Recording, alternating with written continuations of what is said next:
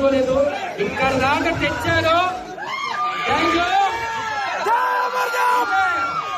అంటే మన మాస్ మహారాజా రవితేజ గారు ఆయనే నా ఇన్స్పిరేషన్.